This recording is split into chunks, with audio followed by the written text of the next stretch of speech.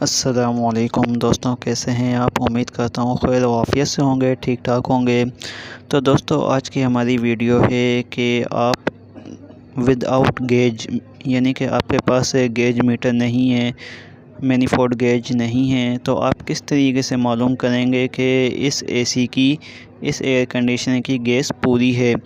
تو دوستو، ویڈیو کو آپ نے غور سے دیکھنا ہے اور سمجھنے کی کوشش کرنی ہے، اس سے آپ کو بڑا فائدہ ہوگا۔ اور آپ بغیر، اگر آپ کے پاس گیج نہیں ہے تو کوئی چیز بھی نہیں ہے آپ کے پاس، تو آپ یہ آرام سے چیک کر سکتے ہیں اور بتا سکتے ہیں کہ اس اے سی کی اس آؤٹ ڈور میں گیس پوری ہے۔ تو دوستو، آپ نے ایئر کنڈیشنر کو آن کر دینا ہے اور اس کے بعد آپ نے آ جانا ہے آؤٹ ڈور کے پاس۔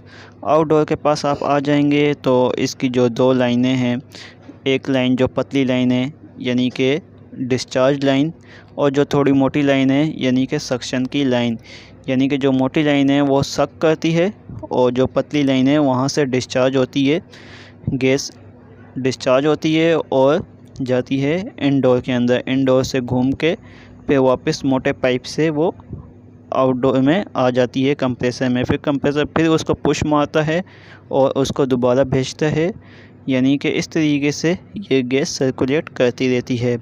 تو دوستو، اس میں جو موٹا پائپ ہے، آپ نے یہ غور کرنا ہے کہ جو موٹا پائپ ہے وہ زیادہ ٹھنڈا ہوگا بنسبت پتلے پائپ سے، یعنی کہ موٹا پائپ زیادہ ٹھنڈا ہونا چاہیے اور جو چھوٹا پائپ ہے وہ تھوڑا کم۔